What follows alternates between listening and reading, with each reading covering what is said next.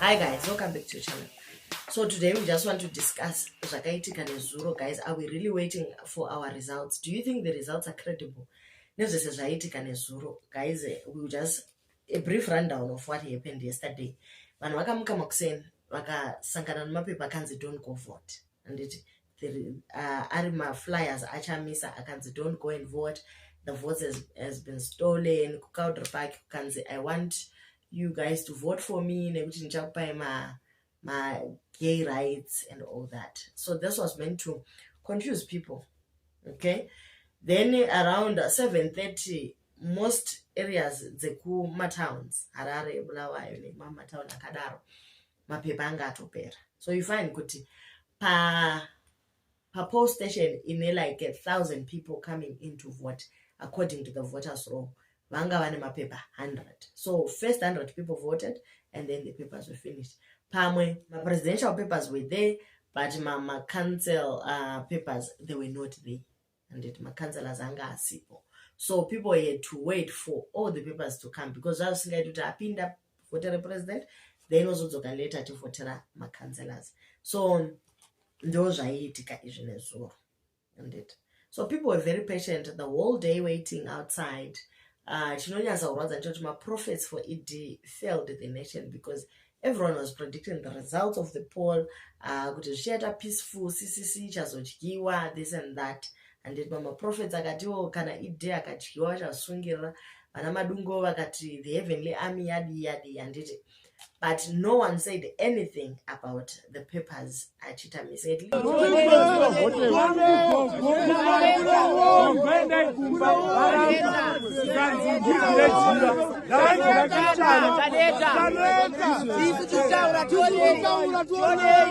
least today waka professor yauka Zeki yakaita plan. Okay, so we don't know if the ZEC officials knew what was happening or they were just per ground zvichicontrolwa nevari kumusoro. Saka nyaya iripo ndeyekuti ini handikwanisa kuchinda mutemo wepano ende kana zvatiri kuita hatikoiti zvandofunga ini titokonzauta nekuti knows guys, this was like a rigging at its best. The EU nevamwe vesadhaki vanga variko, they said 48 hours before they went around monitoring vakati everything is set, they were happy with whatever they saw. Then the day before I posted a video ndichikuratidza kuti ZEC was ready as well. Vaisa zvimacard boxes zvavo zviya nezvimalashitini zvavo zvokukanda mavotes and all their ballot boxes, and everyone was happy kuti zvese zviripo. The voters rolls were also there. Then day comes, zvinhu zvavakaziva 2 years ago kuti tienda kunovhota hapana mapepa.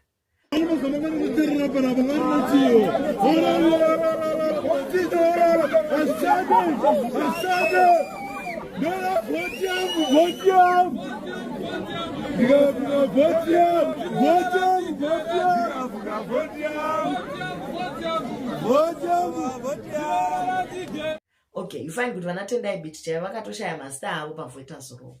Vanhu vakanoregister mastar vakaiswa pasi and they checked in their phones as well kuona kuti mastar they were there, but day comes again hapana mazita. And you find my ballot papers anga kasanganiswa. You find there was one yanga in a CCC members 03, then ZANU nemama independent candidates. Saka vanhu vaitozotarisa face kuti vazive kuti munhu wavo ndeupi. Otherwise there was a lot of confusion. You find kuti CCC yanga kaiswa masvingo paside, then ZANU-PF yoisiwa munhu weCCC. It was all confusion. So my papers were anoima spoiled ballots okandiwa.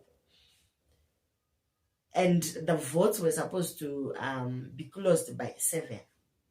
ZEC issued a statement that we are going to start counting my votes apinda. And President Ndopa waka announced that we are also going to extend. So ZEC also came back and announced that we are counting the votes apinda and everyone else is going to be allowed to vote. Saka zoro watu wakatanga kukaunta mavotes na 7 pakavharwa voting, but then people were still coming to vote. Saka what is going to happen to those other votes dzakauya after 7? You find kuti munapedzera kuvhota na 5 AM nasima kuseni. Anditi so handizivi kuti ma results atakamirira tinomada here guys, because we can really predict what's coming. Okay, then kunana Warren Park uko vanhu vaitoimba zvavo. Bepa, bepa, bepa, bepa. Bepa, bepa, bepa, bepa, bepa. Vakatogara panze vangu vakatovesa moto yavo. Iyo ba.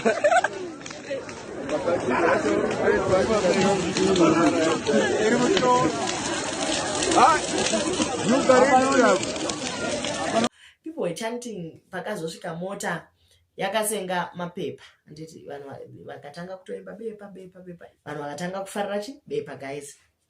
Only to find that this person who brought paper brought 100 papers. People were thousands and thousands up there. 100 people voted. But shout out to my 2000. They were very patient. They waited. Diaspora. We don't care. We have our parents here with us. They are also trying to vote.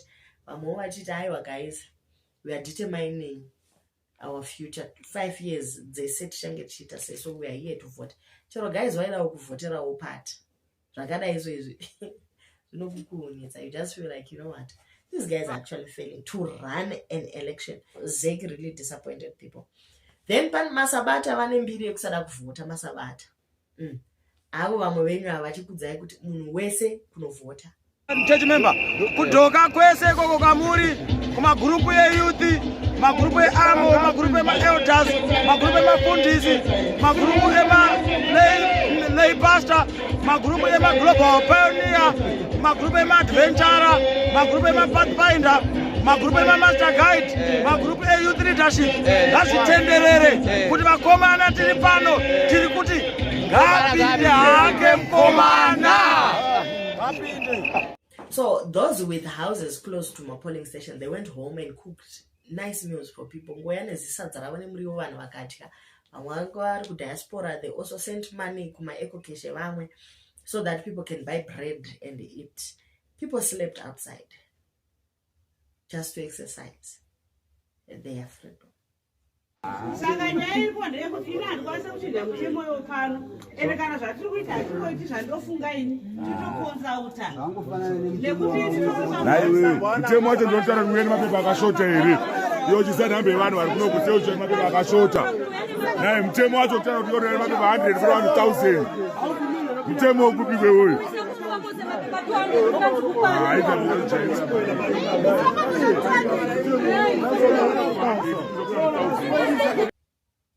All for democracy.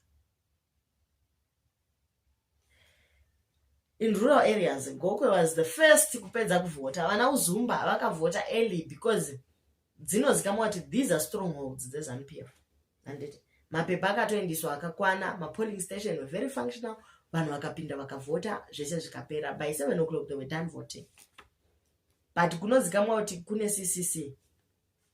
Hatichatauri zvedu independent candidate mamwavo. Meno vana lafu madhuku, maybe vakawana 3 or 4 votes vana Valerio. But Valerio actually said kuti when she went to vote for the presidentials, she got in there and she could not recognize herself. But then their pictures were very clear. Iwo anoita unga kango downloadwa pa internet when they actually submitted my passport photos avo. But havana kumbowana something that was very clear. So this was meant to confuse people, guys. You find kuti on that ballot paper there was Chabmisa and Mnangagwa and the others. Because vanga vasombori clear chero kuonekwa.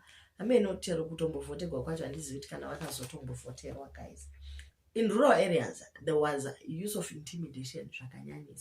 Vanhu vezanu vakaisa ma-tables like 300 meters away from the polling station. And what was supposed to be an exit poll survey became an entrance poll survey. Ishi. Ndiye wanikoita si. Vari kuvota vese. Kubana kubira vanhu mavotsa. Muri kubira vanhu mavotsa. This fraud will come to light. ndandisati ndazvarwa sekuru ndakazvarwa muna 1981 hazvizo zvinoitwa izvi ndo zvinoitwa zvokuti vanhu vanyore mazita here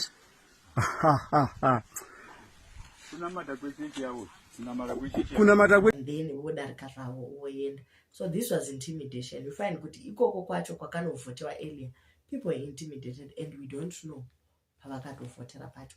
All of a sudden your vote is no longer your secret. Zvakufanira kutoitiwa vanhu vachiona.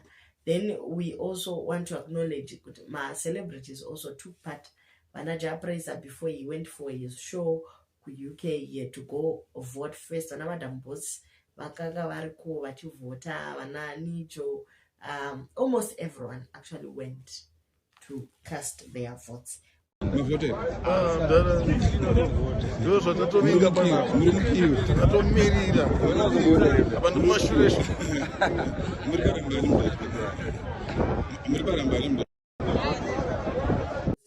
was a leaked audio of a guy saying kuti we are going to have our election on the 23rd, then on the 24th itanga extension of elections, and then the results will come out and everyone will say no to those results. And then musuwakati September, I will actually check the dates again. In September we are going to have a rerun, and the munhu isachanga ura moyo, then we are going to take over for the next 5 years. So there is the prediction. And then is it going to be like that? Because if the results come out otherwise, guys, we might actually go that route. Are there measures that you've put specifically in place to really guarantee the safety and security of your citizens? The people are the ones who guarantee their own security. And so far, I'm happy that our people, because I have said, Nika inotongwa neve nevayo. Igona matigba neve nevayo. Igovakwa neve nevayo. So, you cannot vaka nyika yako, tonga nyika yako, and pray for it when you are fighting. So, this philosophy, these three, and they have also made it a biblical one. The three things are necessary for a prosperous country. Like in heaven, they've got the Father, the Son, the Holy Spirit, three. And on earth, vaka nyika yako, tonga nyika yako, namadre nyika yako.